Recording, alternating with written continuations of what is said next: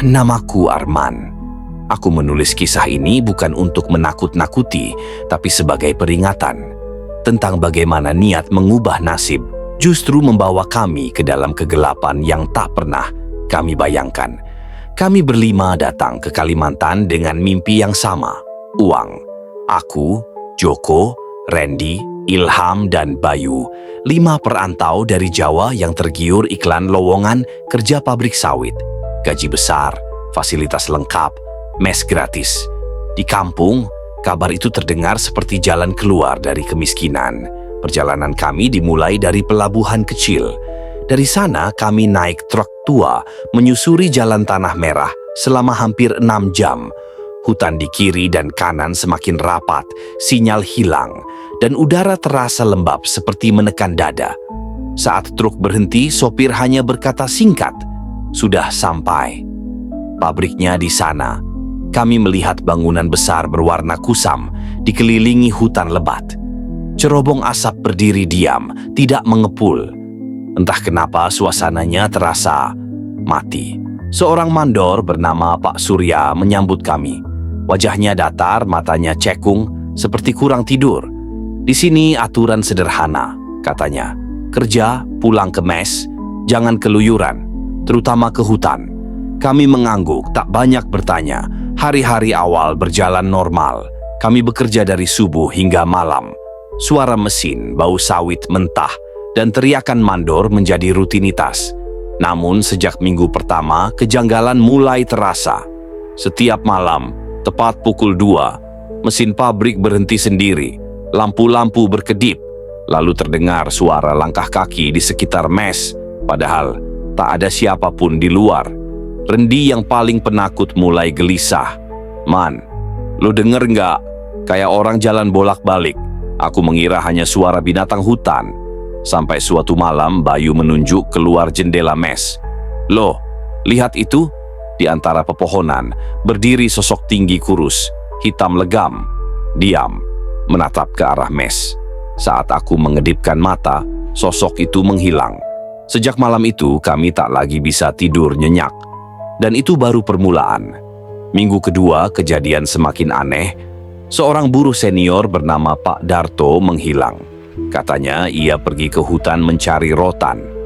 Tapi tidak ada yang pernah melihatnya keluar area pabrik. Manajemen menganggapnya kabur, tapi kami tahu ada yang tidak beres. Setiap malam, suara mesin tetap berhenti pukul 2. Lalu terdengar suara orang menangis dari arah hutan. Tangisnya lirih, seperti tertahan, tapi jelas suara manusia. Ilham suatu malam memberanikan diri bertanya ke mandor, "Pak, dulu sering ada buruh hilang?" Pak Surya menatapnya lama. "Terlalu lama.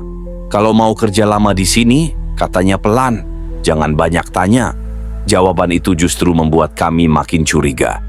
Suatu sore saat membersihkan gudang lama di belakang pabrik, aku dan Joko menemukan catatan usang terselip di balik drum besi. Tulisan tangan sudah pudar, isinya daftar nama, puluhan nama, dengan keterangan singkat di sampingnya, "Tidak kembali, masuk hutan." Diambil, tangan Joko gemetar. "Man, ini nama buruh semua." Belum sempat kami membaca lebih jauh, tiba-tiba terdengar suara langkah berat dari luar gudang. Pak Surya berdiri di ambang pintu. "Apa yang kalian pegang?" Kami refleks menyembunyikan catatan itu. Malam itu kami berkumpul di mes. Wajah-wajah kami pucat. Bayu berkata lirih, "Gua dengar dari tukang masak. Katanya, pabrik ini berdiri di tanah adat. Dulu tempat ritual." Randy menelan ludah. "Ritual apa?" Bayu menggeleng. "Ritual persembahan.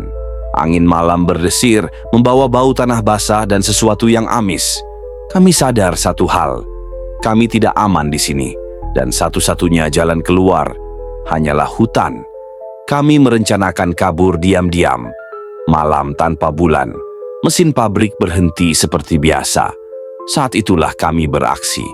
Kami membawa senter, air, dan sedikit makanan. Tidak ada sinyal, tidak ada peta. Tapi kami yakin lebih baik tersesat daripada menunggu sesuatu mengambil kami satu persatu. Kami masuk ke hutan lewat jalur kecil di belakang pabrik. Semakin jauh melangkah, hutan terasa aneh. Sunyi, tapi bukan sunyi biasa. Seolah semua makhluk menahan napas. Tiba-tiba, Randy berhenti. Kalian dengar itu? Dari kejauhan terdengar suara alat berat, mesin pabrik. Padahal kami sudah jauh. Ilham panik. Kok suaranya ngikutin kita? Kami terus berjalan sampai Bayu tersandung akar pohon dan jatuh. Saat kami menolongnya, kami melihat sesuatu yang membuat darah membeku. Di batang pohon besar terukir simbol-simbol aneh dan di bawahnya Helm Project, sepatu safety, baju buruh, barang-barang yang kami kenal. Ini milik Pak Darto, bisik Joko. Angin berhembus kencang, pohon-pohon berderit. Dari balik kegelapan terdengar suara berbisik, "Pulang!" Randy menjerit dan berlari membabi buta. Kami mengejarnya, tapi tiba-tiba tanah di bawah kakinya ambles. Randy jatuh ke lubang gelap. Kami memanggil namanya. Tidak ada jawaban, hanya suara kunyahan. Pelan dari dalam tanah. Kami lari tanpa menoleh lagi, tapi hutan tidak mengizinkan kami pergi begitu saja. Fajar akhirnya menyingsing. Kami tersisa 4. Hutan perlahan berubah. Pepohonan terlihat lebih jarang. Kami melihat jalan tanah, peradaban. Namun di tengah jalan, Ilham tiba-tiba berhenti.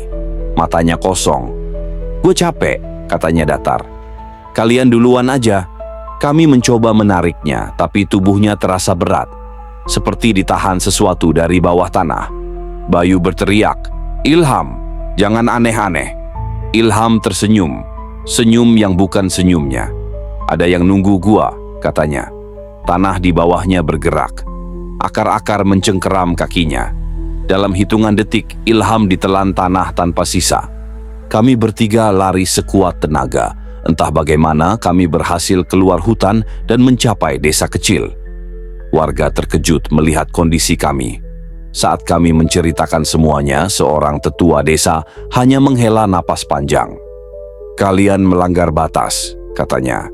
"Hutan itu ada penunggunya. Pabrik sawit itu memberi makan sesuatu di dalamnya." Kami dipulangkan ke Jawa beberapa hari kemudian. Tapi kisah ini belum selesai. Beberapa minggu setelah pulang, Joko mulai berubah. Setiap pukul 2 malam, ia bangun dan berjalan keluar rumah, menatap hutan kecil di belakang desa. Bayu menghilang tanpa jejak. Dan aku, setiap malam, aku mencium bau sawit mentah di kamarku. Mendengar suara mesin berputar pelan. Dan bisikan yang sama. "Kamu belum lunas, karena yang kabur dari hutan Kalimantan tidak pernah benar-benar pulang."